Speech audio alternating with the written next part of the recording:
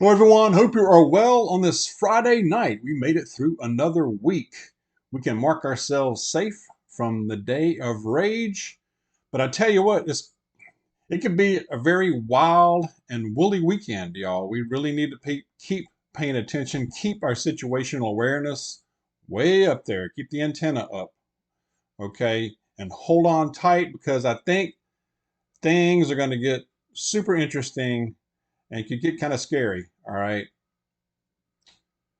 I'm going to go into that a little more. Bear with me. I also have a very good passage that I will share that I believe you will find very interesting and resonate with you, especially considering what we've been seeing the last week or so and what we're about to see.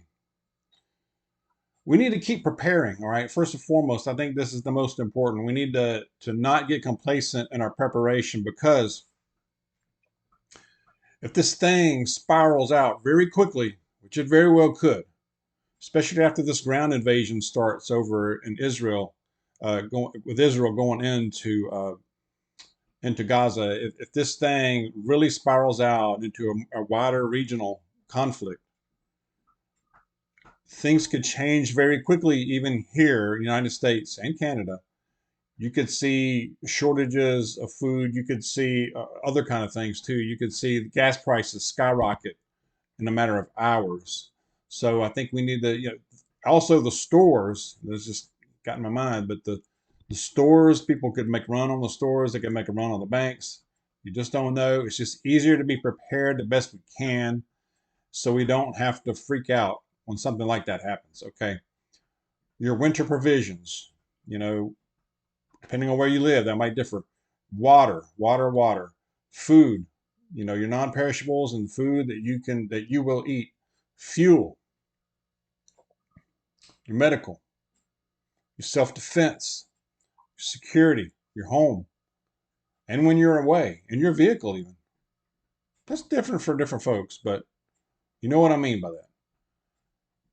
And depending on where you live, if you live in a neighborhood, talk to your neighbors, talk to them. Maybe even start an informal neighborhood watch. We have that here. It's not formal, but it's an informal neighborhood watch because just about everybody has cameras, even without the cameras. There's a lot of people here during the day that don't work or retired or whatever. And there's a lot of eyes on these streets right here. There's only one way in and one way out of this little neighborhood.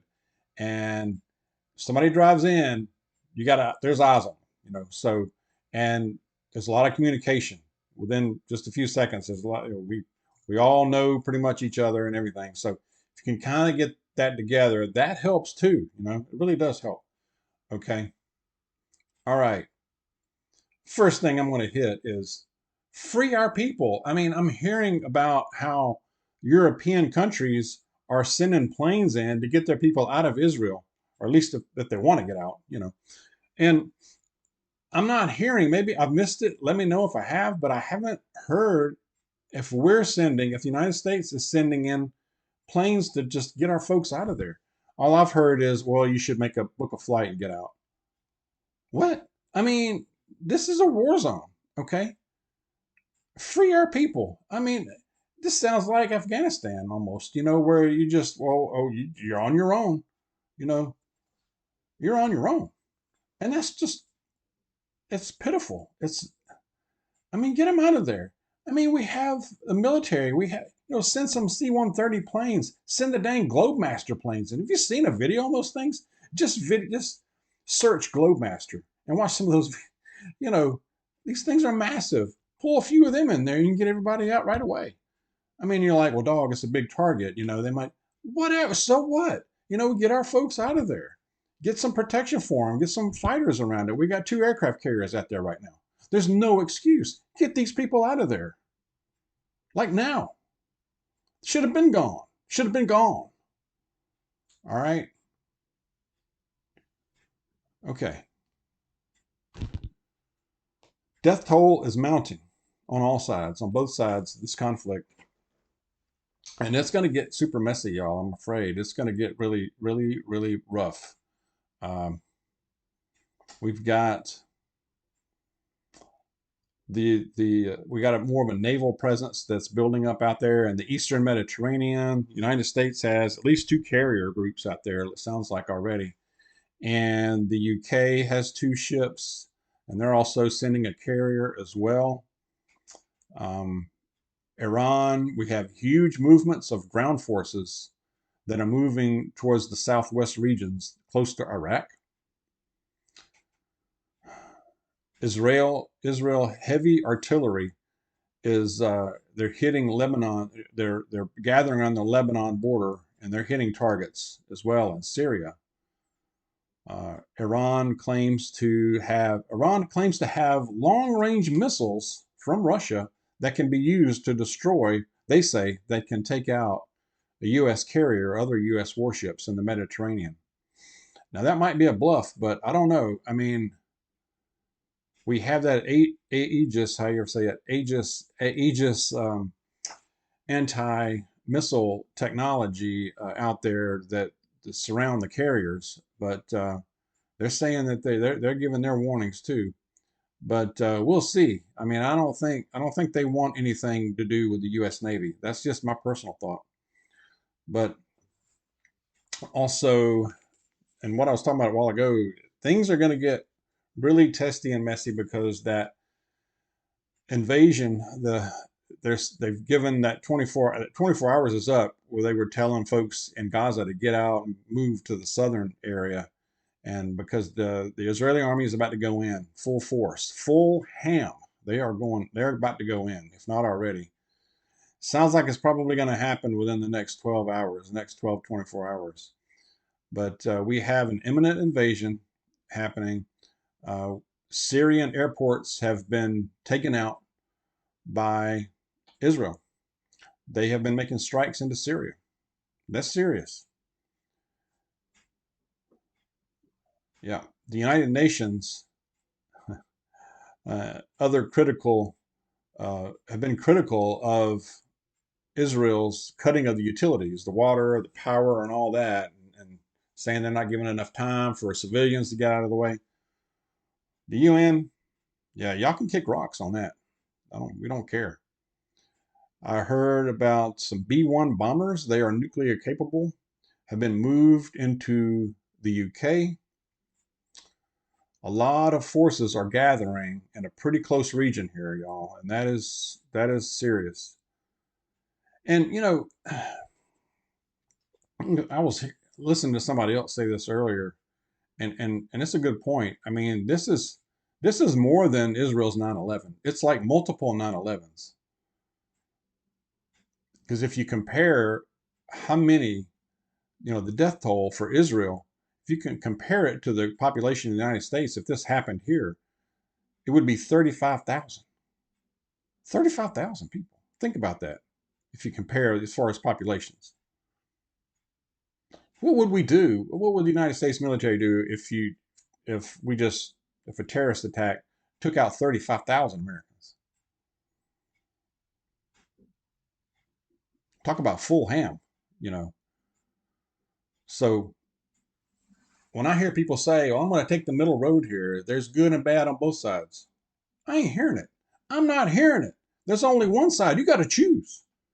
You got to choose the right.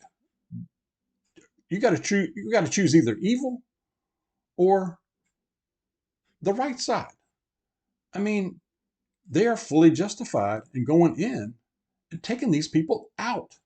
Take them out. There's no negotiating with these kind of people. There's no such thing as we just want a free state, a two-state solution, or whatever. That's out the door at this point, dude. You went in and killed babies, families, whole families. You burned down the kibbutz. Kibbutz, I'm probably mispronouncing that, but you burn these villages down. You're just farmers out there. They're defenseless. They're not soldiers. There's no excuse. That's just plain out evil. It's evil. They're devils. There's only one thing you do with that. You take them out. That's what needs to be done, and they're about to do it. And they have been. These airstrikes, the last all week, massive airstrikes into Gaza. About to go in on the ground too.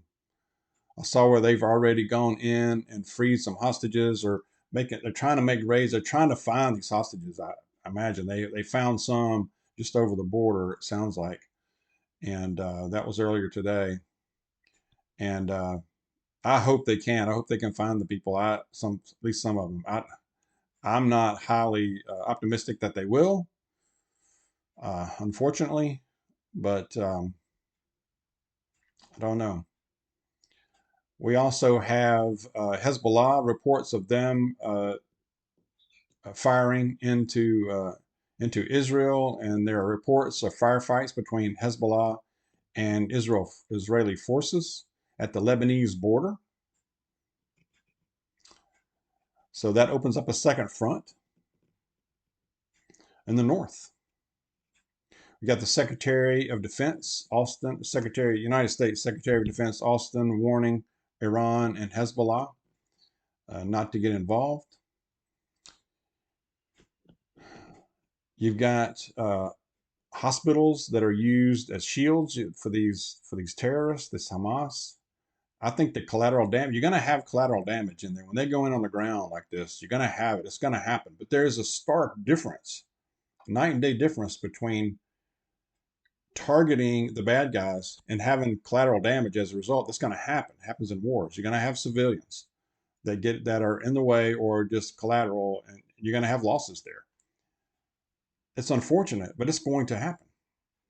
There's a big difference between that and purposely target, like they did Saturday when they started this thing. When you got Hamas, you got terrorists going in and purposely targeting civilians, neighborhoods. Big difference. Children.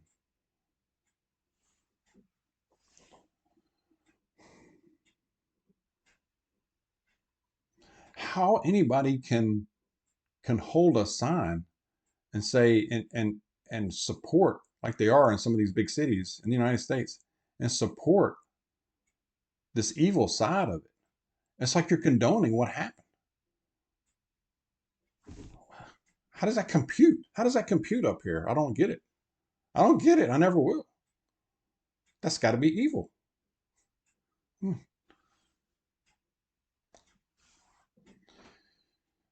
But over the weekend, they go in there. That could very well draw Iran in.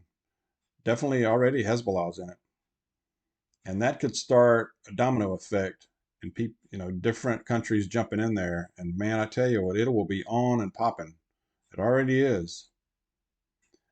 I think that this international, what international support there is for Israel is going to fade, especially as this nitty-gritty part starts. This part of the war is going to be very nitty-gritty. It's going to be very messy. You're going to see video that's pretty horrible, I imagine. But hey, they didn't start it. It didn't start this one. So we need to keep our head on a swivel and pay attention when you're out there, because as far as I know, I didn't hear about anything as far as this Day of Rage thing, whatever, happening in the United States, other than just demonstrations and probably from scuffles and fights, I'm sure. But that doesn't mean it can happen. Can't happen. It just very well might. So especially if you're in a big city, but even if you're not, keep aware when you're out and about this weekend, because a lot of people are going to be like, well, nothing happened today, so I'm going to go do my thing this weekend, and they're going to have their guard down. That's not the thing to do. We got to keep our guard up always. All right. So let's keep aware, no matter where you are. All right. And always be prepared. I have a passage from Psalm. This is Psalm 83. Some of you have been mentioning Psalm 83, so I am going to read the first 5 verses.